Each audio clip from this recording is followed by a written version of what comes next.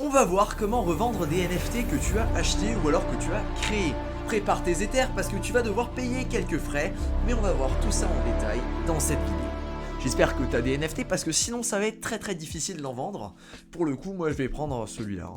Je vais pas vraiment le vendre, on connaît tous les paris, les tarifs sur Ether pour vendre des trucs, c'est pas forcément ouf de faire ça tout le temps. Ça dépend de tes intérêts, de tes finances, de combien tu as envie de mettre, de plein de choses. Aujourd'hui, on est juste là pour faire une démonstration. Tu sélectionnes donc le NFT que tu as envie de vendre, puis tu vas cliquer sur Sell. Là-dessus, tu as le fameux menu qui s'ouvre. Alors là, tu as deux choix. Le premier, ça va être tout simplement de le vendre à un prix fixe. Par exemple, tu as envie de vendre ton NFT à 10 Ethers. Et ben, tu vas mettre donc 10 Ethers. La durée, c'est duration, donc c'est le temps pendant lequel ton listing va être actif. Parce que le souci en fait, c'est que ils peuvent pas se permettre d'avoir 500 000 listings actifs sur OpenSea. Du coup, ils vont essayer d'équilibrer et ils vont faire en sorte que tous les listings ne soient pas tout le temps en permanence en ligne. Voilà. En général, c'est 6 mois. 6 mois, c'est largement suffisant en général pour faire une vente.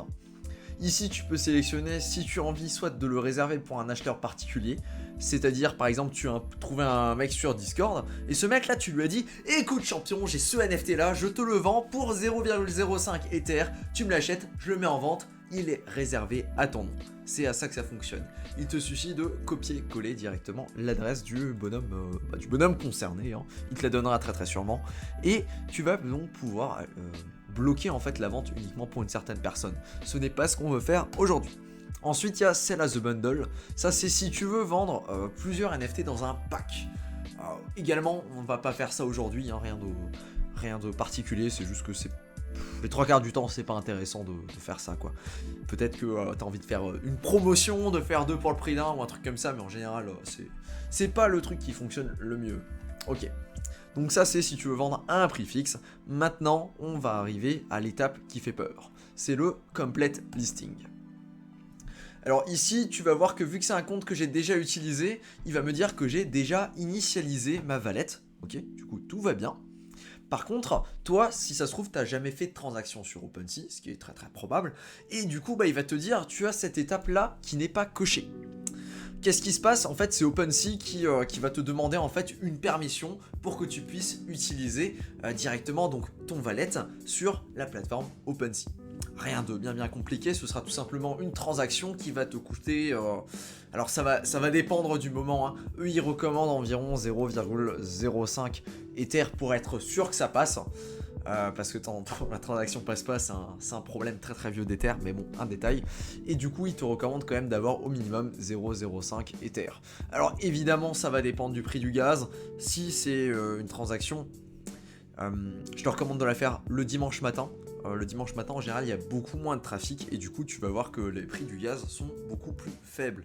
Du coup, tu as moins de gaz à envoyer, du coup, c'est beaucoup plus intéressant, surtout quand c'est des transactions qui peuvent te coûter jusqu'à 100 $. Parce que c'est une transaction, ouais, celle-là, me semble la première fois que j'avais activé, je crois que c'était 80 $, un truc comme ça. Ça dépend du cours de l'Ether, ça dépend du nombre de transactions en ce moment, bref, ça dépend de plein de choses. Voilà. Du coup, celle-là, elle est à faire uniquement une fois. Et c'est une transaction qui sera valide pour à chaque fois que tu vas utiliser ton wallet. C'est juste pour autoriser OpenSea à s'amuser avec les NFT sur ton compte. Voilà. Ensuite, il y a une autre transaction à faire une fois. Celle-ci, donc, approve this item for sale. Celle-là, en fait, c'est une transaction qui va fonctionner une fois par collection. C'est-à-dire qu'à chaque fois que tu vas essayer de vendre une nouvelle collection, par exemple, là derrière, on a un Hall of Fame Goat Lodge. J'adore ce nom. Et bien du coup, si on essaye de vendre le numéro 9364, et ben on va avoir une fois à faire la transaction. Mais si après on essaye de revendre un autre item de cette collection, par exemple, tu as bien vu sur mon compte là, sur ce compte là en tout cas, j'ai 4 NFT de cette collection là. Du coup, je vais juste avoir besoin de faire la transaction une fois. Voilà, pour le fun, c'est comme ça que ça fonctionne. Ensuite, une fois que tu sais ça, eh bien il va simplement falloir que tu valides donc la transaction qui apparaît là à l'écran. Celle-ci, donc pour mon cas, tu l'as bien vu, c'était celle du complete listing. Non, c'était celle pour valider la collection, pardon.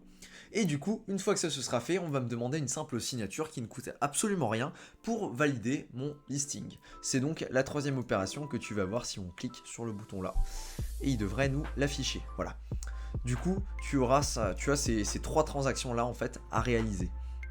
Donc la première, je répète, hein, c'est pour initialiser ton wallet, c'est à faire une seule fois pour chaque wallet que tu vas utiliser sur OpenSea. Par exemple, si tu utilises plusieurs wallets, plusieurs comptes, eh ben, il faudra la valider à chaque fois sur chacun de tes comptes. Le deuxième, donc c'est Approve this item for sale. Ça, c'est uniquement donc pour les collections. C'est-à-dire qu'à chaque fois que tu vas vendre un item d'une nouvelle collection, il faudra que tu approuves en fait, que tu laisses OpenSea gérer ton portefeuille pour un item de cette collection là. Et la dernière, c'est tout simplement une signature du coup qui ne coûte absolument rien, qui va venir valider que ton wallet en fait il autorise la transaction là.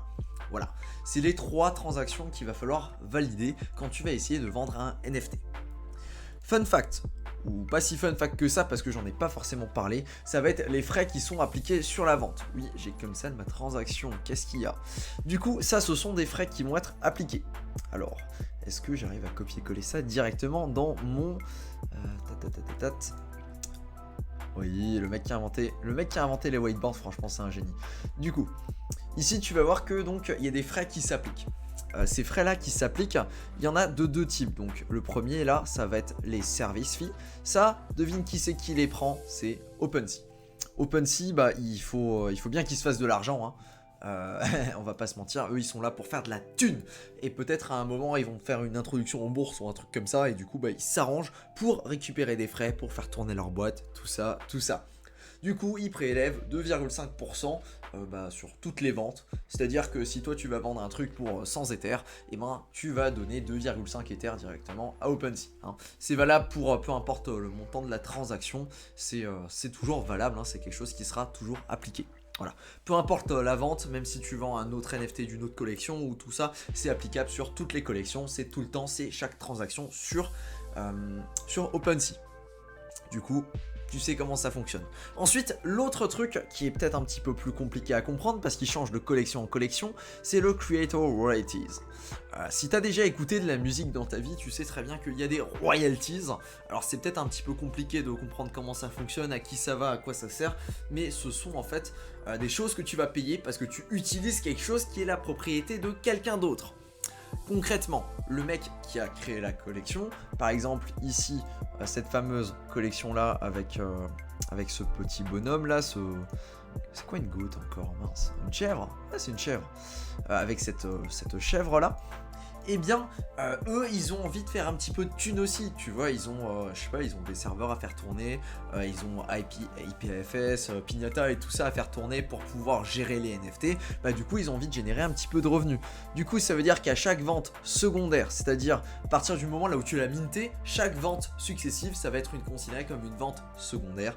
Toutes les ventes qui arrivent sur OpenSea, ce sont des ventes secondaires. Eh bien, il y a un pourcentage, ce pourcentage qui va être défini là pour la collection, hein, parce que ça est bien défini pour la collection, qui va aller directement dans la poche du créateur de la collection. Alors bon, ça dépend, hein, c'est un petit peu plus compliqué que ça en réalité. Parfois il y a des wallets communes, parfois c'est splitté. OpenSea, ça fonctionne comme ça, c'est 2,5%. De toute façon, toi, tout ce qui t'intéresse, pardon, pas OpenSea, mais dans le cadre de ce contrat-là, ça a été déterminé, hein, c'est dans le contrat des NFT, des NFT de cette collection-là. En tout cas, ce sera toujours 2,5% qui seront prélevés sur la transaction. Du coup, par exemple, si tu viens vendre ce NFT-là pour 10 Ethers, eh bien, il t'en restera 9,5. Voilà. Tout simplement parce qu'on vient te prendre 5%, 2,5 plus 2,5 ça fait 5%, toi il va te rester 9,5 ETH. Bon, c'est plutôt cool quand même, et après il faut encore enlever les frais qui sont prélevés quand tu vas faire des transactions. Voilà, rien de bien particulier. Maintenant que tu sais comment vendre, non, on va juste voir un autre exemple, peut-être sur une autre collection, ça peut peut-être être pertinent. On va regarder, hein, je sais pas, Bourla et Piot Club, à combien ils sont. Un exemple tout con, hein, c'est les bonhommes qui sont très connus, très cotés. Putain, ils sont passés à 60 Ethers de floor, ça c'est du game. Du coup, eux, si tu veux vendre, il y a un frais de... Je me rappelle 2 secondes, où est-ce qu'ils sont écrits les frais, parce que je ne sais jamais. Non, celui-là c'est parce qu'il est en place bid. Du coup, on va en acheter un directement. On va mettre donc trié par le floor. Et ici, on va pouvoir voir directement combien eux ils prélèvent là-dessus. Ok, du coup, si tu fais buy now, normalement il va te dire. Non, il te dit pas. Si, ouais, alors, royalties, hein, voilà, donc du coup, le créateur de cette collection recevra 2,5% de cette vente et de toutes les ventes successives. Voilà, c'est comme ça que ça fonctionne. Il te dit, il te passe l'information. Ça va dépendre de plein, enfin pas de plein de choses, ça dépend tout simplement de ce que le créateur a décidé de mettre dans le contrat. Hein, voilà. Si tu crées une collection de NFT, en fait, bah, tu as le choix et tu peux décider de mettre le pourcentage que tu veux. Sur Chunk NFT, mon projet, je crois on avait mis 5%, un truc comme ça. Voilà. Du coup, maintenant que tu sais ça, il y a une autre option de faire des ventes sur OpenSea. Alors celle-là, elle est un petit peu moins utilisée et elle est peut-être parce que... Enfin, elle n'est pas adaptée pour tous les usages, mais tu vas comprendre ça très très vite. C'est tout simplement les ventes aux enchères. Du coup, admettons, tu as ton NFT. Hein. Du coup, on a toujours le même NFT qu'on va essayer de vendre. Non, on va essayer de vendre celui-là. Ok ? Ici, tu vas avoir une autre option quand tu vas cliquer sur celle, c'est Timed Auction. Alors, Timed Auction, c'est quoi une auction ? Une auction, c'est tout simplement une enchère. Alors, il y a deux types d'enchères. On va commencer par la plus simple, hein. Sell with declining price. C'est-à-dire que, en fait, tu vas mettre deux prix. Tu vas mettre le prix de base, c'est le prix à partir duquel on va partir. Tu vas mettre le ending price, c'est le prix auquel on va arriver au bout de 7 jours. Concrètement, ça se présente comme ça. On va faire un petit graphe, tu vas voir. Du coup, tu as un prix de base donc de 10 Ethers par exemple ici. Et tu vas avoir un prix terminal. Terminal, donc de 1 Ether, ça c'est à t égale, donc ça c'est l'échelle du temps, t égale 0, et ça c'est t est égal à 7 jours. Voilà, 7 jours. Ta courbe va faire un truc comme ça. Tu vas avoir une courbe qui va descendre comme ça, et du coup le prix va décliner. C'est ce qu'on appelle une Dutch auction. Dutch auction, je ne sais même plus comment tu dis en français. Dutch, c'est les néerlandais, un truc comme ça, ouais. Une Dutch auction, et du coup le prix va décliner. Donc toi t'imagines bien que c'est évidemment plus intéressant d'aller choper ton NFT à ce moment-là, enfin dans la partie là de la courbe, que d'aller le choper là. Sauf que tout le monde se dit la même chose, et du coup d'après la théorie des jeux, en fait c'est le premier mec qui va venir le choper. Du coup le bonhomme va payer le prix maximal qu'il a envie de payer pour cet objet là, parce qu'il a peur qu'un mec va décider de le choper là. Mais le mec, il a peut-être peur que tu vas le choper là. Peut-être qu'il a peur que tu vas le choper là, peut-être qu'il a peur que tu vas le choper là, alors il a un intérêt en fait à le prendre au prix le plus élevé. Bref, c'est un autre système de vente. Tu peux également changer les différentes variables, hein. Par exemple, si tu veux pas mettre 10, tu peux mettre 15 Ethers. Tu peux également changer le prix minimum, tu peux mettre 10 Ethers si tu veux. Le T égale 0, il commencera toujours à T égale 0, hein. Il n'y a aucun suspense là-dessus. Et par contre, le T égale 7 jours, celui-là, il est variable, tu peux faire changer le temps des enchères. Du coup, ici, par exemple, on peut mettre sur, par exemple, 1 jour, 3 jours, une semaine. Tu peux faire changer ça comme tu veux. Également, de la même façon, tu vas faire complete listing et la vente va se lancer, quoi, hein. Également, il faudra que tu payes les mêmes frais que ceux qui s'appliquent quand tu fais une vente classique. Ok, donc ça c'est Dutch Auction. Maintenant, on a également encore un autre système, celui-ci qui est déjà un petit peu plus connu, Sell to the highest bidder. C'est tout simplement une auction anglaise, hein. Ce que j'ai pas précisé, c'est que dans les deux cas, par exemple là où tu vends à un prix fixe et là où tu vends avec une Dutch Auction, tu vas tout simplement payer en Ether, hein. Donc les Ethers, c'est la monnaie qui est utilisée sur Ethereum, c'est la monnaie très très classique. Par contre, si tu t'amuses à faire Sell to the highest bidder, donc une auction anglaise, ouais, une enchère anglaise assez classique, hein. C'est tout simplement le mec qui vient et dit ok, bon, moi je viens, je te donne combien, je te donne 5 Ethers pour ta chèvre. Ça fait tellement pas sens. Je viens, je te donne 5 Ethers pour ta chèvre. Il y a un autre mec qui vient, ok, moi je viens t'en donner 6, moi je viens t'en donner 7, etc. Tu vois, t'as les enchères qui montent. Et au bout du temps défini, hein, par exemple là les 7 jours, eh bien le bonhomme qui a l'enchère la plus élevée va tout simplement récupérer la chèvre. Voilà pour le fonctionnement. À savoir que pour le bonhomme qui place l'enchère, à chaque fois qu'il va placer une enchère, il y a des frais qui s'appliquent quand tu vas venir mettre ton enchère. Et il y a également un autre truc à savoir, c'est qu'ici on est en Wrapped ETH. C'est tout simplement, en traduction littérale, c'est de l'ETH enrobé. Ouais, ça vend du lourd. Tout simplement, c'est une simple transaction à faire. En fait, c'est un simple swap. Tu peux aller sur Uniswap ou directement sur OpenSea pour faire la transaction Launch App. Et tu vas devoir tout simplement transformer ton Ether donc avec du WETH, Wrapped Ether. Impeccable. Et ici, tu dis, je veux changer par exemple 0,1 Ether en Wrapped ETH. Ça va me coûter du coup là ça va me coûter par exemple 20$. Voilà, c'est le fonctionnement de la chose. Ok, donc c'est juste que tu vas pas utiliser la même c'est juste que tu vas pas utiliser la même monnaie, c'est une monnaie un petit peu différente. Je vais pas rentrer dans les détails, je te le dis honnêtement, je les connais pas de ce qui fonctionne, c'est tout simplement parce que tu as de l'argent qui est bloqué dans un contrat et que c'est des transactions un petit peu plus compliquées, mais je pourrais pas t'expliquer dans les détails pourquoi on n'utilise pas de l'Ether et pourquoi on utilise du Wrapped Ether. Je pourrais pas t'expliquer en détail. Mais bon, c'est pas ça ce qui nous intéresse. Toi, ce qui t'intéresse, c'est tout simplement de pouvoir vendre ton NFT. Voilà. Du coup, ici, tu peux t'amuser à venir donc lancer ton enchère. Et donc, au bout de 7 jours, ça va être la personne qui a mis l'enchère la plus haute qui va récupérer le NFT. Et toi, en échange, tu vas récupérer la somme que la personne a misée sur ce NFT. Ok. Ensuite, il y a une autre option, c'est Include Reserve Price. Du coup, c'est avoir un prix minimum. C'est-à-dire que, Starting Price, pardon, c'est le prix de départ. Je ne l'ai pas mentionné, mais Starting Price, c'est le prix de départ de l'enchère.